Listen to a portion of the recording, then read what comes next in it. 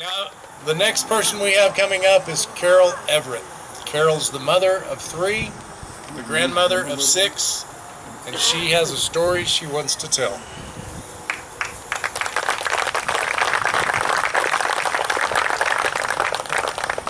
Thank you, and thank you for coming out today. It's a nicer day than we could have had. Very nice, very cool, breeze, no sun, and you're going to be able to stand for something today that you believe in. I can't tell you how much I appreciate that, but I also want to tell you about what's happening across town in abortion clinics while we stand here for life. I've been there, sadly, and I want to open the door this morning for you. As I was coming, I was thinking about what I should say, of course, and I was thinking about something I've never said. I don't believe I've ever taken the time to talk about what might be happening today very early in an abortion clinic. My job would have been to provide the food for the day because those people were going to work through lunch because we expected anything less than 40 was a bad Saturday. So 40 plus, we would have at least 2 doctors working in the abortion clinic. So there were several things I had to think about. I had to think about lunch for the staff of about 15 plus the doctors. I had to think about cooking at the clinic, or could the women smell that, and how horrible would that be for those women who couldn't eat to be smelling our food. I also only had 21 sets of instruments. Now, that may not mean a lot to you, but if you have 40 or more patients and you only have 21 sets of sterile instruments, you have to think about 2 things. Can you sterilize the rest of those instruments, or will the doctors be working so fast that you don't have time to get the to clean the instruments, get them in the sterilizer, bring the temperature up, leave them in there for 20 minutes and cool them? You're not going to have time. So some of the women that day are going to have abortions with instruments that are not sterile. So you get your staff going and you bring everyone in early because you don't want the doctors waiting. We didn't care that much about the women, sadly. We cared about keeping our doctors happy because our doctors wanted to sail in at 9 o'clock, do 10 to 12 abortions an hour each, and leave. And that's what I concentrated on. The better and more efficient the clinic worked, the happier the doctors were, and of course it was important to keep our doctors happy. We'd worked all week to telemarketers to sell those abortions, to get them booked, and now was the day. Of course, we did abortions 7 days a week. When we got there at 7:30, the women were waiting. They were nervous. They were scared. We would get them in, take them to the lab. They would do their pregnancy test, and they would be shown the pregnancy test because it's a powerful sales tool to see your positive pregnancy test, and they would go to the front and pay. If the test was negative, there was a different sales technique. We simply said to that woman, look, this test is negative. You could still be pregnant this early. You don't know. You want to know for sure today, don't you? So she went back for the sonogram, checking all the way to be certain she didn't read sonograms for a living, because when we put her on that table, we could put every man in this room, every child in this room on the table, and find what we would call a pregnancy, because we all have bubbles in our abdomen. We'd find a bubble, lock it in place, and say to that woman, there it is, you're pregnant. Do you have your money? And she would go up to the front and pay. When the doctors came at 9, the rooms were loaded. That means every woman we could possibly get in was up. There were 2 teams of 2 assistants with each abortionist.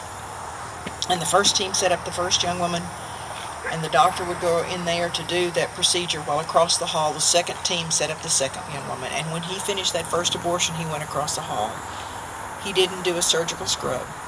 He didn't stop to do operative notes. He started, re-gloved, did that second abortion while the first team got the first girl out, cleaned the room, and got girl number 3 up so he could run back and forth across the hall and do his 10 to 12 an hour. That went on until the day was finished. And then I would go to the front where the doctors would bring their receipts. You didn't know which doctor would do which abortionist would do which abortion that day. So they simply collected a receipt off the chart. They would bring them to the front. We would pay them in cash, no 1099, no W-2. I'm sure they reported all to IRS, don't you think? And when they left, I went to my office, and I put the number of abortions we'd done up in the right-hand corner of a monthly calendar, and I circled it, and in my head I multiplied it by 25. Because if we did 42 abortions today, I made $1,050 because my commission was $25 for each abortion. And then I went home. It was a lonely life. It was a sad life. But someone came into my life and made a difference. Someone was bold enough to tell me that Jesus Christ loved me. He loved me no matter what I'd done. And he died on the cross for my sins. And by this act of faith in Jesus Christ as my Lord and Savior, my life could change. And I prayed that prayer, and changed my life. It did. For the first time, I saw that I was selling death, not life. I saw that I wasn't helping women, I was hurting women. And I knew there was a better way. You know, I didn't walk out of that abortion clinic a wonderful woman.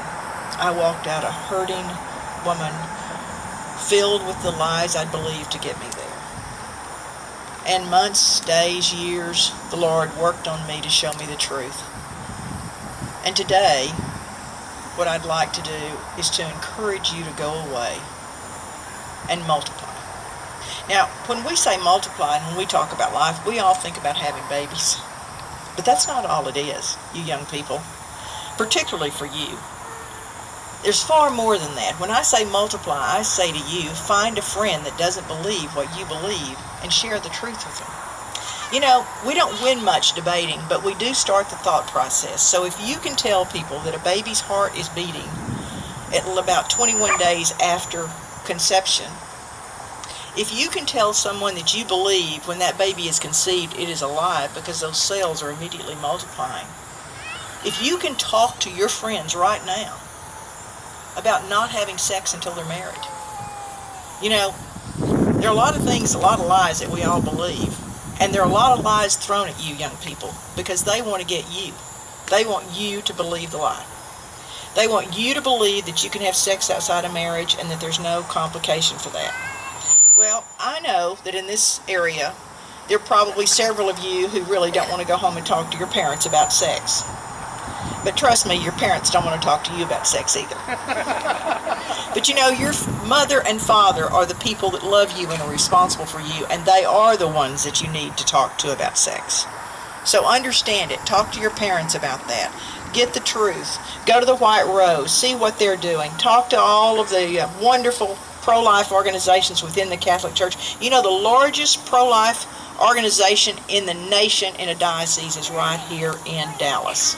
The Catholic Pro-Life Committee. Yes. And they have information for everything. So go over there and educate yourself about what's going on. Know what you can do. Understand what the Lord has called you to do, for He certainly has a call on your life because you're here today. And then answer it. And let's start multiplying for life among our own area of influence, among those we go to school with and those that we visit with. And when you hear someone's having sex outside of marriage, talk to them about the consequences. You know, we all hear about all the horrible sexually transmitted diseases. We hear about AIDS, but no one talks about the fact that sex outside of marriage tears a girl and a boy's heart completely apart. There are so many complications to that that no one talks about. So understand those, and then go forth to help other organizations. I'm glad you're here today because you see, Tom Clark just told me that the Knights in the state of Texas are leading the entire nation in helping crisis centers. And I don't doubt that for 1 minute. Obviously, we should be more active. This is where abortion started. This is where we want to stop it. But be involved in a new way. For this, my friends, we now have. We have the strongest law in the state of Texas and in the nation that is already closing abortion clinics before it goes into effect. We have 4 tenets of that law. It says no abortion 5 months into the pregnancy. Now, I know some of you probably thought that didn't happen, but it's happening, and this, Dallas, is one of the big baby abortion centers of the nation. So that's going to stop. It says that if that doctor is doing abortions, he must have admitting privileges within 30 miles. Now, ask yourself this. Would you want to have outpatient surgery with a doctor who couldn't admit you to a hospital in case of a problem? No. Yet women are having abortions every day, not realizing the doctor is not qualified to completely care for them. That will change. It also says that if you're having RU 486, it must be given according to FDA standards. Now, why is that important? Well, today, the FDA standards are that you can only use RU 486 for 49 days for 7 weeks, yet the abortion industry is stretching it to 9 weeks. They are not caring for women. These are simple medical practice standards that are being put in effect in abortion clinics in Texas.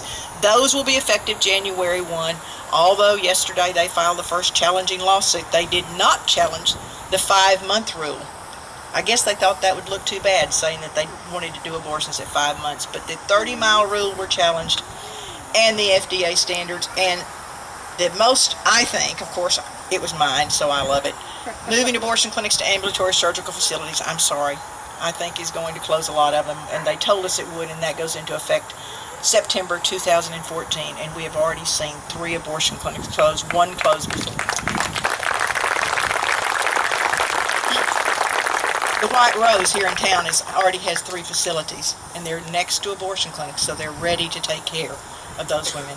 We are seeing the caring arm of the life movement move to full well-woman clinics with natural family planning. We're seeing the pro-life movement move to take care of every facet of women.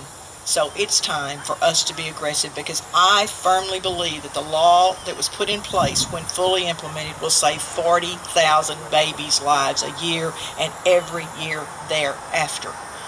We have work to do to take care of those girls and women. So get along. Sit down in a quiet time. Somebody told me to get in a closet and close the doors, and I tried it and it worked. Ask the Lord, pray, and say, what part do I play and what do you want me to do? And when He answers that, move forward. I want to take just a minute to tell you why I'm here today. I am one of those women who wrongly got pregnant when I was 16. That was a long time ago.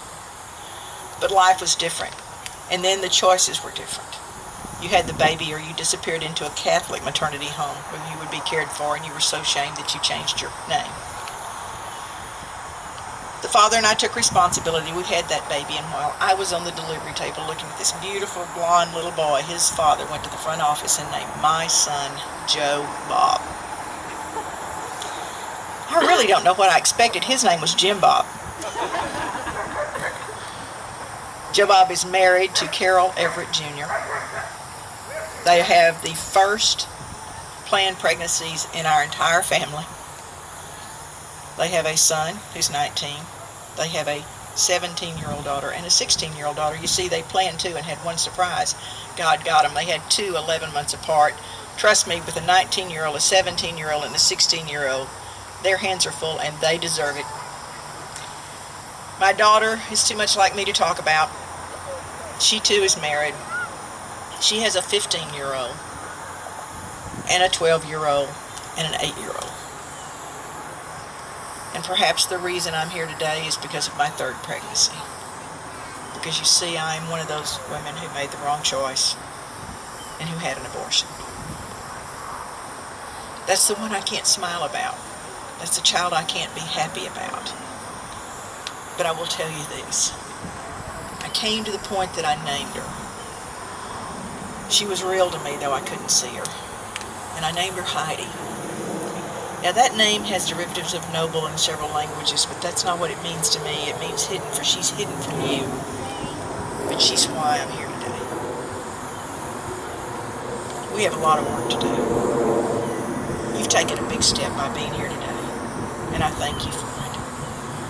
I want you to be joyful as you leave. I want you to leave with great joy, because we are winning. We're winning for 2 reasons, and it's clear that we're winning. If you were one of those who was fortunate enough to be in Austin this year and see God's people step up and stand for life when Texas passed that impossible law, you know we're winning. But we're winning, remember, for these 2 reasons. First of all, we're on God's side. He wins every argument, no matter what. And the second reason we're winning is we're the only side reproducing. Look around at all these wonderful babies. It's just a matter of time before we overtake them. God bless you. Thank you for all you do. And go hike for life. Take care.